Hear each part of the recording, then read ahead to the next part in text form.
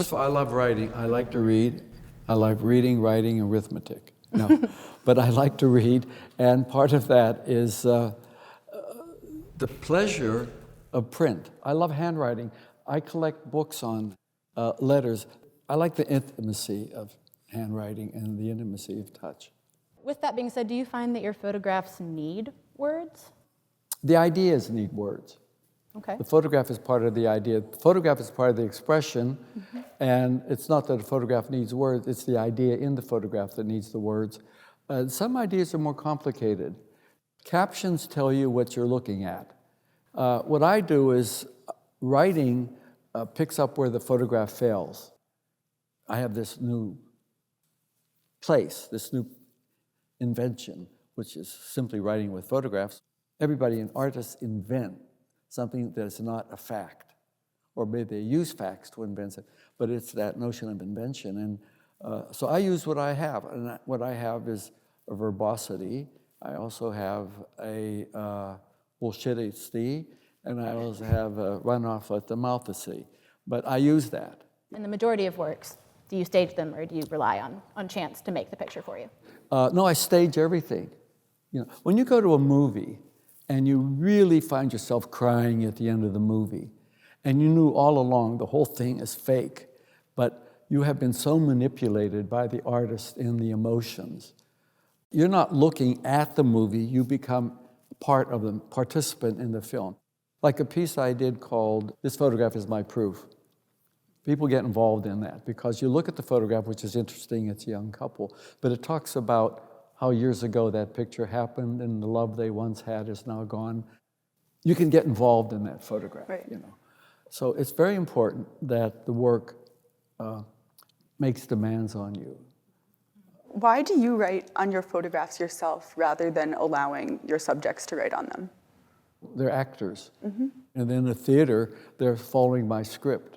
They don't know my intent, and they're not the author of the event. Right. No, it's not about them, it's about who I think they should be, or who I want them to become. So the paper is so anonymous.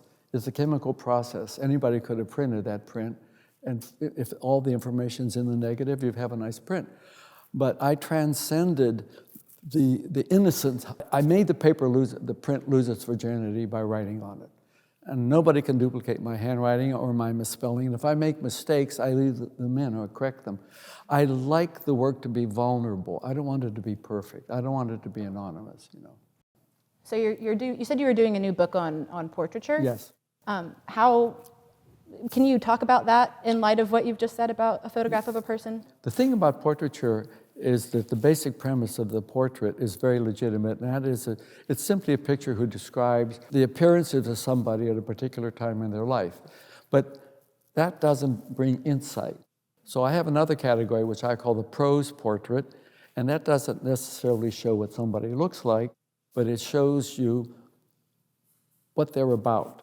What's the real portrait of you? You know, when you were a baby, when you get married, and when you're an old lady?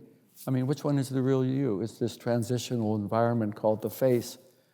So you've been a significant part of the photography world for many years. How has your work evolved over time? Oh, it evolved incredibly. I started out going to Russia with a borrowed camera, doing stand and stare. The Russian Sailor was from my Russian trip. And then I start looking at Atget and Balthus's street paintings and Magritte.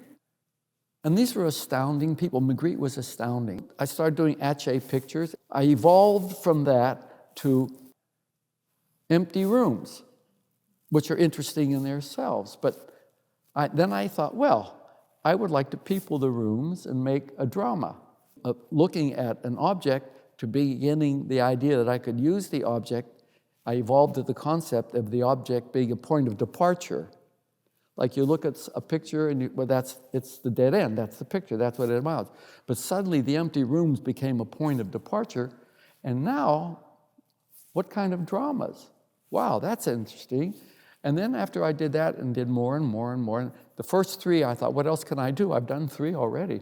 And then that evolved to looking at portraits and like my mother and father, and you know, the two of them smiling, next to each other. They didn't even like each other, and there they are, smiling, you know. The picture did not tell you he drank too much. The picture did not tell you that she was seeing somebody else. All the important stuff about them was not in their face. That's the great secret lie of portraits, that they lie. And so then I evolved to make, and then writing with photographs. Everybody knows a photograph's worth 1,000 words. No, it's not. It's worth 1,000 lies. And it's very good at certain things, but not good at everything.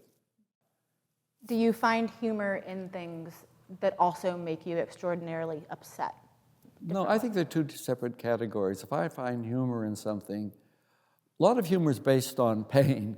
You know, the clown slipping on a banana peel. They're all based on, you're laughing at somebody's pain, you know. I rather like, and I'm not very subtle, but I like when there are subtle references to things that take a minute to kick in before you get it. You know, I mean, it's not like a pie in the face, it's a cupcake on the nose. I don't know.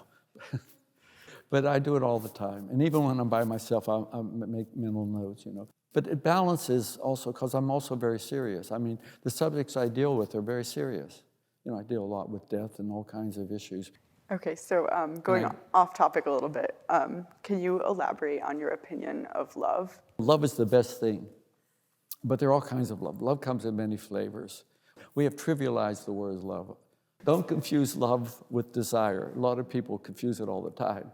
You can desire somebody without loving them, and you can love somebody without desiring them. But it's best if you can if they both come together. But love is wonderful. Love is the best thing. When I die, I'm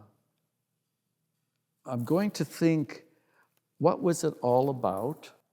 And the things that I will remember more clearly, more distinctly, the things that will make me feel nice, are those moments when love was exchanged with somebody else. No matter how tiny, no matter how sweet, no matter how vague, and only you can free yourself to love. And you can't be loved unless you're able to love. So you have to do that job. And they don't teach that. Nobody tells you that, you know. So all that you're going to remember, all those awards and all that stuff and all the money and all the conspicuous consumption is totally meaningless. But what's going to mean something, I can still remember when I was a little kid in our little house in McKeesport, and in the wintertime when my mother would tuck me in bed, you know, and she'd cover me up and put and I was warm and toasty, and I love that. I love that. So it's the best. There's nothing else, you know. Everything becomes history. The only constant is the last memory of love.